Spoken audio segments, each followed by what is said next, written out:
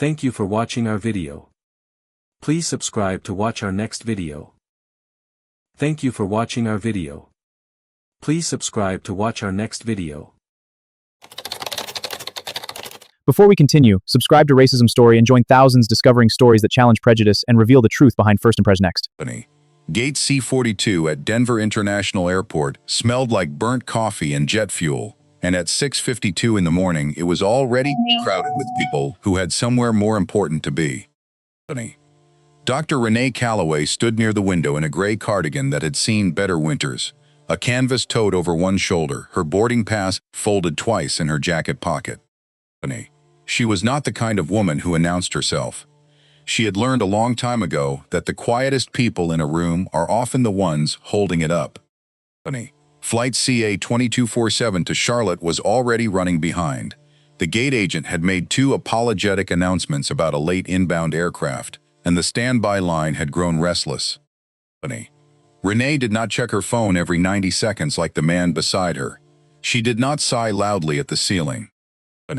She simply waited, the way she had waited in boardrooms and courtrooms and the back rows of church basements, because waiting well was its own kind of discipline. When boarding finally began, she walked down the jet bridge with her ticket in hand, found seat 2A, and settled in. The leather was cool against her back. She placed her tote beneath the seat in front of her, pulled out a paperback, and had read exactly 1 page before a shadow fell across it. "Excuse me, this is first class." The flight attendant standing over her wore her hair pulled back so tight it looked painful, and a smile that did not reach her eyes. Her name tag read Ashley Doyle. Renee looked up unbothered. "Yes," Renee said, "I'm aware." "I'm going to need to see your boarding pass, ma'am." The word ma'am came out clipped, more accusation than courtesy. Renee reached into her jacket without hurry and produced the pass. Ashley took it the way someone takes a suspicious package, turning it over, holding it at an angle to the cabin light like she expected the ink to run. 3 full seconds passed. Then 5, "This says 2A, that's the seat I'm in." Ashley's mouth tightened. "I'm just going to double-check this at the desk. Sometimes people print these things at home." She said it loud enough for the row behind to hear, and a few heads turned. Renee felt the old familiar heat rise somewhere behind her ribs, and she did what she always did with it. She breathed once slow and let it pass through her like weather. 3 rows back, a man in a navy blazer had already lifted his phone. 22 minutes until departure. Ashley returned from the galley without having gone anywhere near the gate desk, which Renee noted but did not mention. "Ma'am, I'm going to be honest with you," Ashley said, hands on her hips now playing to the cabin. "We've had a real problem this year with people trying to upgrade themselves. It's actually a federal offense, using a fraudulent ticket." "I bought this ticket 9 days ago," Renee said quietly, $3,142.67. "I can show you the confirmation email if that would help." "Or," Ashley said, turning fully to face the cabin now, raising her voice for the benefit of an audience she was clearly building, "you could just come with me to coach, and we don't have to make this a whole thing." An elderly woman in seat 1D, silver hair set in careful curls, murmured to the man beside her, just loud enough to carry. "They always try this. Every single flight." The businessman in the navy blazer, whose name would later be printed in 3 different news outlets as Tom Bradshaw, tilted his phone up and began recording without asking anyone's permission, narrating under his breath for an audience that did not yet exist. "Folks, we've got a situation up here in first class. 19 minutes until departure." Ashley kept talking. She always kept talking. By the time she called for security over her headset, her voice had taken on the practiced calm of someone performing competence rather than possessing it.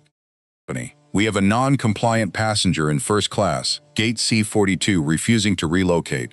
She said it like a line she had rehearsed, which in a sense she had. 2 officers arrived within 4 minutes, their boots heavy on the jet bridge carpet. The lead officer, whose badge read F. Delgado, addressed Ashley first, not Renee, which told Renee everything she needed to know about how this was going to go, at least for a little while. "She's refusing to move to her assigned seat," Ashley said. Officer Delgado turned to Renee at last. Ma'am, I'm going to need you to gather your things. Renee's hand moved to her phone, and she typed 3 short messages without looking down, the way a person does when their fingers already know the keys. One to her assistant, one to her general counsel, one to a contact saved simply as bored personal line.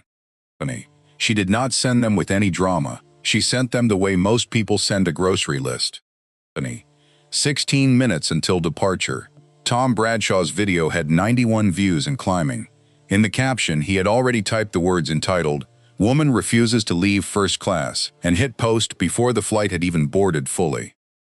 He did not know her name. He did not need to in his mind for the video to be true. Behind him in seat 3B, a young woman named Elena Vasquez watched with her stomach in a slow, familiar knot. She had been in a version of this seat before, on a different airline, a different year, and she had said nothing then either. She said nothing now. Some silences are shame, and some are just exhaustion, and by 31 Elena had stopped being able to tell the two apart.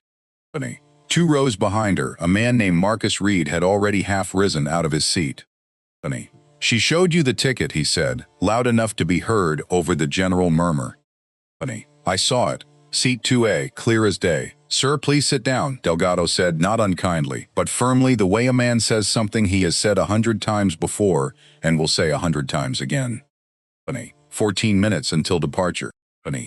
This is usually where a story like this one takes its first breath, the moment before the second wave of humiliation. And if you have never sat in that particular kind of the kind where a room decides who you are before you have said a single defending word, you will not understand why what happened next mattered so much.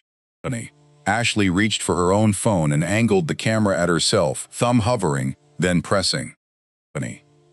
She went live to an account with 4,000 followers, most of them strangers who had found her through some algorithm that rewarded confrontation. Hey everybody, it's your girl Ashley, dealing with a little first-class drama this morning. Her voice had that sing-song lightness people use when they want cruelty to sound like comedy. The viewer count blinked to life. 6, then 19, then 40. She's probably going to say she's somebody important, Ashley said to the camera, not troubling to lower her voice, since Renee was sitting 18 inches away and could hear every word. They always do. Renee did not look at the camera. She looked out the window at the tarmac, where a ground crew member was loading luggage onto the cart, entirely unaware that he was at that moment the calmest person within 50 feet of gate C-42. 11 minutes until departure. Doris Callahan, the elderly woman in 1D, leaned toward her husband one more time. About time somebody had some backbone around here, she said, and a small ripple of nodding agreement moved through the first few rows like wind through wheat, quiet, invisible, but felt by everyone standing in it. Senior Flight Manager Gary Pruitt arrived at the aircraft door at 9 minutes until departure, clipboard in hand, uniform pressed sharp enough to cut paper. He was the kind of man who believed problems were solved by decisiveness, and decisiveness, in his experience, meant picking a side quickly and committing to it. What's the holdup? He asked. Passenger in the wrong seat, Ashley said, her voice sliding back into professional register now that a superior stood in front of her. Won't move to coach. Pruitt looked at Renee, her cardigan and toadette, her paperback, spine cracked from real use, resting face down on her knee. He made a calculation in under 2 seconds, the kind of calculation people make their whole lives, without ever noticing they are making it, and it did not favor her. Ma'am, may I see your boarding pass and ID? Renee handed both over without a word. Pruitt studied them longer than he needed to. The pass was real, the name matched. He knew it was real. Somewhere underneath the story, he had already decided to believe, and he asked anyway, because asking felt like doing something. These look legitimate, but we've had a run of very convincing forgeries lately, he said. I'll need to verify through the system. 7 minutes until departure. Tom Bradshaw's video had cleared 600 views. A second flight attendant, Sarah Miles, poked her head in from the galley. Captain's asking about the delay. Towers getting antsy. Pruitt pulled out his tablet and typed Renee's name into the airline's passenger database, watching the loading wheel spin, like it might absolve him of something. The record that populated was thin, gold status, infrequent flyer. Nothing that, on the surface, explained a woman who had walked on board looking like she had nowhere urgent to be, sitting in a seat that cost more than most people's car payments. Ma'am, did you purchase this ticket directly or through a third party? Directly, Renee said. Would you like the confirmation number? 5 minutes until departure. Marcus Reed spoke up again, and this time his voice did not waver. I saw her board. I saw the ticket. This is wrong, and everybody in this cabin knows it. Elena Vass finally quietly found her own voice too. Me too, I saw it. It said first class. Pruitt felt the ground shift slightly under the story he had committed to, but a man who has already announced a decision in front of 30 strangers rarely reverses it gracefully. He straightened his shoulders instead. Ma'am, given the delay this is causing, I'm going to need you to deplane. We'll rebook you on the next available flight. 3 minutes until departure. And this is the part of the morning that Renee Calloway would later describe when asked, not as the moment she got angry, but as the moment she's got clear.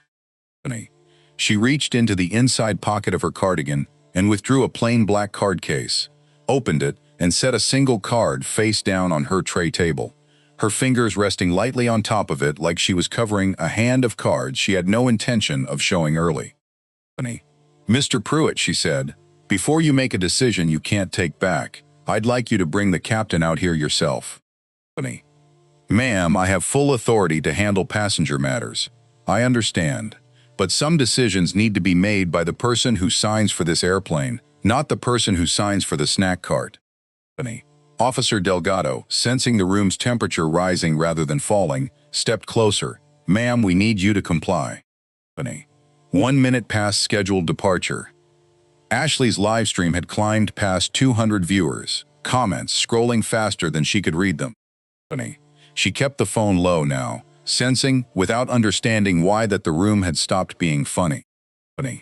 Tom Bradshaw's clip had crossed 1,100 views and had been picked up by a regional news aggregator account that specialized in exactly this kind of footage.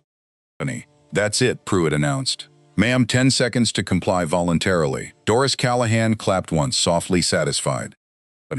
Marcus Reed stood fully this time, and would not sit back down even when Delgado warned him he'd be removed too. Then remove me, he said, because I'm not watching this happen quietly. The cabin, which had felt like a courtroom for the last 20 minutes, suddenly felt like something closer to a jury deliberating in real time. A second passenger began recording.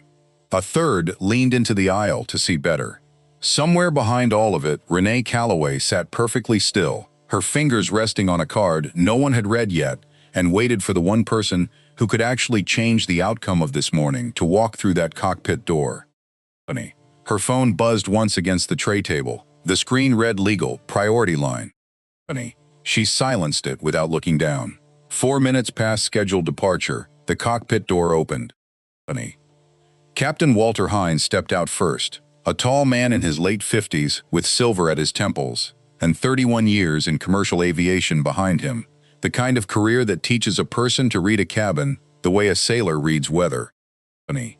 He scanned the scene once, quickly, professionally. Then his eyes landed on seat 2A, and something in his posture changed so visibly that 3 different passengers noticed it before he said a single word. Everyone step back from this row, he said.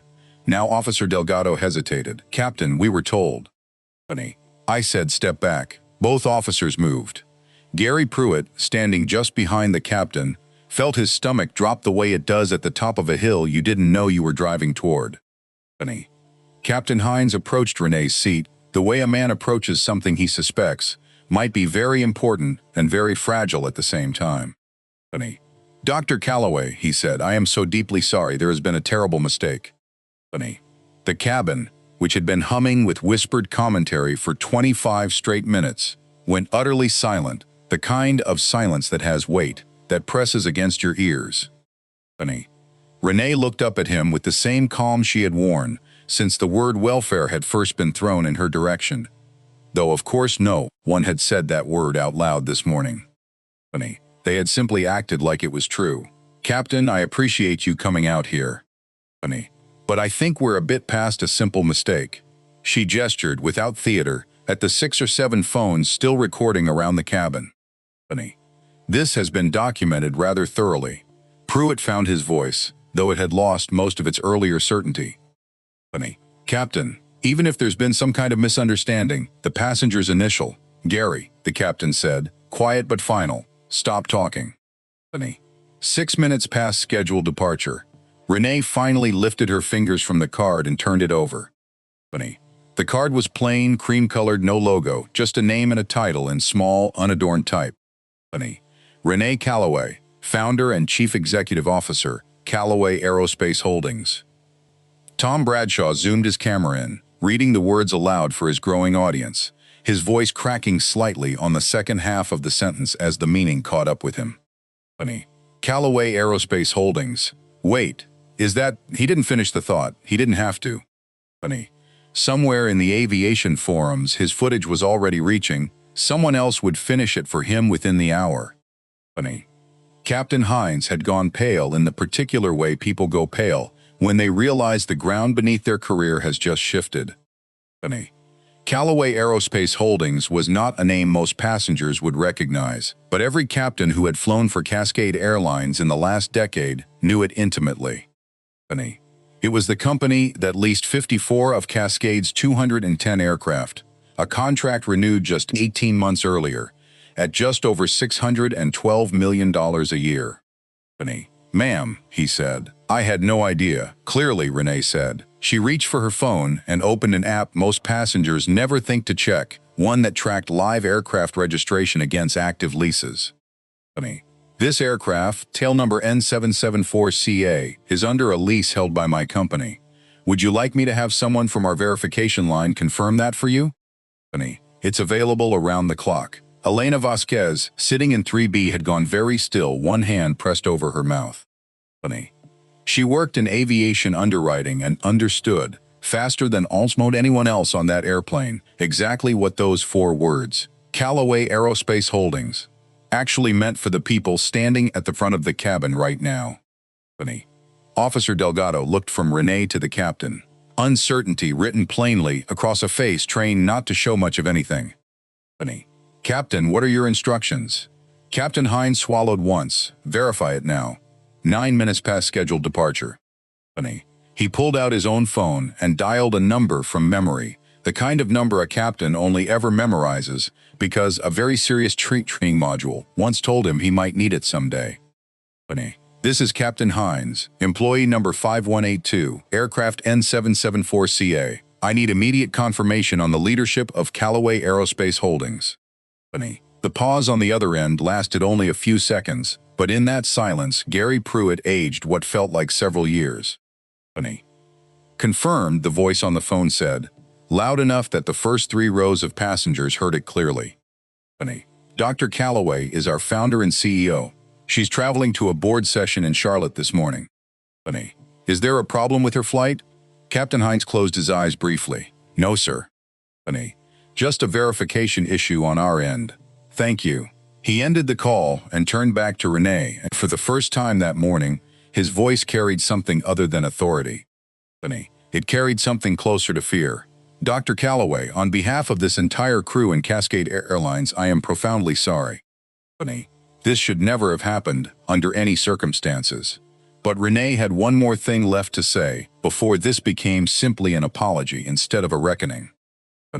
11 minutes past scheduled departure. "Captain, before we talk about resolving this quietly, I want to make sure everyone understands exactly what happened here." She turned toward the cabin, her voice low but perfectly steady, the voice of a woman who had spent 20 years learning that volume and power are not the same thing. "Ms. Doyle publicly accused me of forging federal identification. She suggested more than once that people like me try to sneak into seats we haven't paid for. She broadcast this entire interaction to strangers on the internet without asking my permission, which I understand is also, coincidentally, against your own company's social media policy." Ashley Doyle, who had quietly ended her live stream 2 minutes earlier without telling anyone, opened her mouth. I was just doing my job. Anyone could have made that mistake. The cabin turned to look at her, and the silence that followed was its own kind of verdict. Doing your job, Renee said, not raising her voice at all, does not include deciding before I said a single word that I didn't belong in a seat I paid for. It doesn't include treating my identification like evidence in a crime, and it certainly doesn't include filming me for entertainment. 14 minutes past scheduled departure. Renee's phone rang again, and this time she answered it in front of everyone. Dr. Calloway speaking. Yes, I'm aware. No, I'm still on the aircraft. It was recorded from at least 4 angles that I can see. A pause. I'll need a full exposure report on our contract with Cascade by tomorrow morning. And have legal prepare our termination options, just in case. She ended the call and looked at Captain Hines with the same unwavering attention she had given the whole ordeal. That was my general counsel. Callaway Aerospace currently leases 54 aircraft to Cascade Airlines. That is just under a quarter of your operational fleet. We are also in the middle of negotiating a $210 million expansion for next fiscal year. She let that sit in the recycled cabin air for a moment. I'd like to speak with your regional director. Gary Pruitt looked, for the first time in his career, like a man who understood exactly how small a single bad decision could make him feel. 16 minutes past scheduled departure. Captain Hines dialed again, this time patched through to Regional Director Alan Kessler and set the call on speaker without being asked, because some instincts survive even a very bad morning. Kessler here. Sir, we have a passenger incident on Flight 24-7 involving Dr. Renee Calloway of Callaway Aerospace. It was live-streamed by one of our own crew members and recorded by multiple passengers.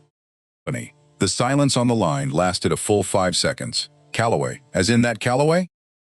Yes, sir. Put me on with her directly. Renee leaned toward the phone. Director Kessler, this is Dr. Calloway, was accused in front of a full cabin of forging my identification and stealing a seat I had legally purchased. I was treated as a suspect from the moment I sat down, and the entire incident was broadcast without my consent. Kessler's voice, when it came back, had the flat, careful tone of a man doing math in his head. Dr. Calloway, I am deeply sorry. What can we do to make this right? 3 things. To start, Ms. Doyle is terminated, effective today, for the discriminatory conduct and the unauthorized live stream. Mr. Pruitt is suspended pending mandatory retraining, since he escalated a wrongful removal without verifying a single document properly. And Cascade issues a public statement acknowledging what actually happened here, not a version that's been softened for a press release. Done, Kessler said immediately. All 3 within the hour. Ashley's face crumpled, the performance finally gone. This isn't fair. I didn't do anything different than usual. That, Renee said quietly, might be the most honest thing you've said all morning. 19 minutes past scheduled departure.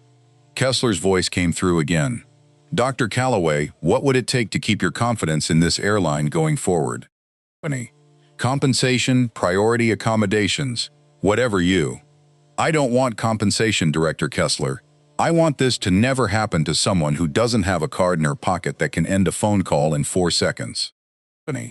Renee looked around the cabin, at Marcus Reed still standing in the aisle, at Elena Vasquez with tears now openly on her face, at an older man 3 rows back named Walter Higgins, who had said nothing the entire time but was now nodding slowly, like a memory had just been confirmed for him. Mr. Higgins, Renee said, surprising everyone by turning to him directly. You've been quiet this whole flight. Would you like to say something? The older man cleared his throat. 40 years I've been flying for work. I've had this exact conversation almost word for word, 3 separate times. Nobody ever came to check my identification before deciding I was lying. Nobody ever apologized either. He looked at Ashley, not with anger, but something closer to weary recognition. You people always think it's the first time it's happened. It never is. Marcus Reed nodded beside him. Same thing happened to my brother in Atlanta 2 years back. Different airline, same story. Elena Vasquez wiped her face with the back of her hand. It happened to me on a business trip in Miami. I didn't even bother reporting it. What was the point? 22 minutes past scheduled departure. Renee turned back toward the phone. Director Kessler, did you hear that? I did.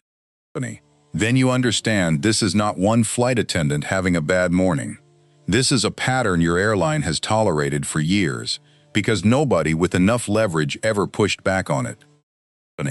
I want mandatory bias training for every customer-facing employee, a real-time reporting system passengers can actually use, and quarterly numbers reported directly to my office as a condition of our continued lease agreement. Agreed to all of it, Kessler said. We'll have a full plan to you within 48 hours. 25 minutes past scheduled departure. Officer Delgado approached Renee's row, hat in hand now instead of on his head. Dr. Calloway, I should have asked more questions before I acted. I'm sorry. You were following what you were told, officer. The system failed you before it failed me. That's exactly what we're fixing. Captain Hines addressed the cabin himself, his voice carrying real weight for the first time that morning. Ladies and gentlemen, I want to personally apologize for what you witnessed today. It does not reflect who we want to be as a crew or as an airline. He looked toward Renee. Dr. Calloway has shown more patience in the last 30 minutes than most people manage in a lifetime. The cabin broke into applause, uneven at first, then steady. Even Doris Callahan clapped, her face flushed, unable quite to meet anyone's eyes. I was wrong, she said quietly to no one in particular. I let my assumptions do my thinking for me. 28 minutes past scheduled departure. Renee stood, just briefly, and addressed the cabin one last time before the aircraft finally pushed back from the gate.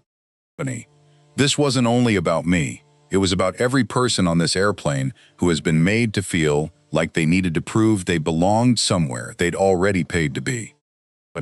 If you take one thing from this morning, let it be this. Document what you see, ask questions before you assume, and remember that dignity is not something anyone should have to justify. She sat back down in seat 2A, the seat that had been hers from the very beginning, and the aircraft, 31 minutes late, finally began its taxi toward the runway. 6 months later, the numbers told a story of their own. Cascade Airlines reported a 71% drop in passenger discrimination complaints across its entire network. The new incident reporting app had processed more than 900 cases, 92% resolved within a single business day. Callaway Aerospace expanded its lease agreement with Cascade by an additional $180 million, the largest single increase in either company's history, proof that trust, once rebuilt properly, tends to pay for itself. Tom Bradshaw's video, the one he had posted in anger and mislabeled entitled Woman, had over 4 million views by then, and he had quietly gone back and edited the caption himself. He now spoke at 2 airline training sessions a year about the difference between recording an injustice and actually understanding one. Officer Frank Delgado was promoted to head Cascade's new passenger advocacy division, working directly with civil rights groups on de-escalation training that had nothing to do with removing people and everything to do with listening to them first. Elena Vasquez left her underwriting job within the year and started a small consulting firm that helped airlines audit their own bias, one uncomfortable data point at a time. Walter Higgins, 73 years old, joined Cascade's new passenger advisory board, the first time in 4 decades of flying that anyone had asked for his opinion instead of his patience. Ashley Doyle struggled for a while, the way people often do when the story they told about themselves stops matching the story everyone else can see clearly. She eventually enrolled in a diversity and workplace conduct certificate program, not because a judge ordered it, but because, in her own words in a small local interview 8 months later, I had to understand what I actually was that morning before I could become something else. Dr. Renee Calloway started a foundation that same year, offering legal support to travelers who experienced exactly what she had, but without the card in their pocket that could end it in half an hour. In its first year alone, the foundation handled over 700 cases, Most resolved not through lawsuits, but through the same quiet, specific insistence on accountability that had worked on a Tuesday morning at gate C42. She never raised her voice once that entire day. That was in the end the whole point. Verbatim CTA and Declamer. This story is a work of fiction. All names, characters, businesses, aircraft, and events depicted here are fictional, and any resemblance to actual persons, living or dead, or actual events, is purely coincidental. It was written to illustrate a broader truth about dignity, bias, and accountability that plays out in real life every day, even if this exact story never happened to any one person. If this story moved you, we'd love to hear from you. Have you ever watched someone get treated unfairly and wished you had spoken up sooner? Tell us in the comments below. Your story matters and someone reading it might need to hear it today.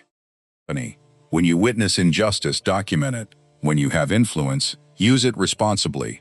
When you face discrimination yourself, remember that how you respond can echo far beyond that single moment.